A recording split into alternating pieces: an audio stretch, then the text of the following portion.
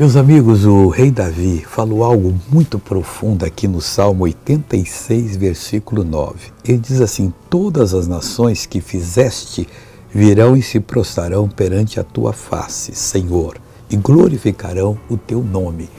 Ele sabia que Israel foi levantado por Deus, ele era o rei de Israel e todo mundo obedecia a Deus. Hoje nós não temos uma nação em que isso aconteça, mas nós somos nações.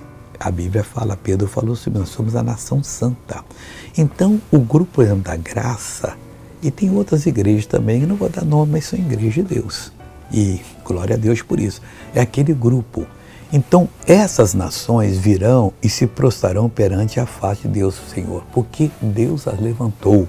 Todas as nações que fizeste. Quando Deus faz uma obra, meu irmão, não tem como ser diferente, não.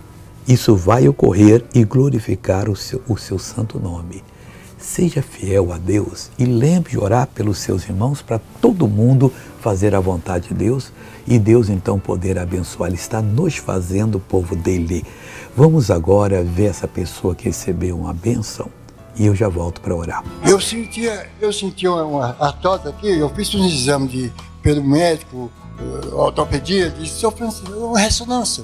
Ele foi e falou assim: Sr. Francisco, eu sinto muito, o senhor não tem mais ressonância no seu joelho. Não tem mais cartilagem? Não tem mais cartilagem, não tem mais nada. Como é que o senhor estava andando antes da oração?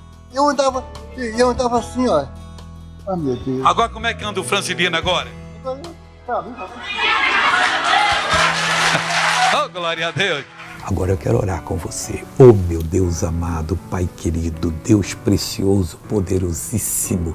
Eu uno a minha fé com a fé dessa pessoa, eu paraliso toda a ação do diabo na vida dela, eu repreendo toda a força do mal e exijo agora, você sai, você vai embora, desapareça, em nome de Jesus Cristo. Pai, ensina-nos a ser a nação santa, porque toda nação que tu fizeste virá e te glorificará. É isso que nós queremos. Deus te abençoe.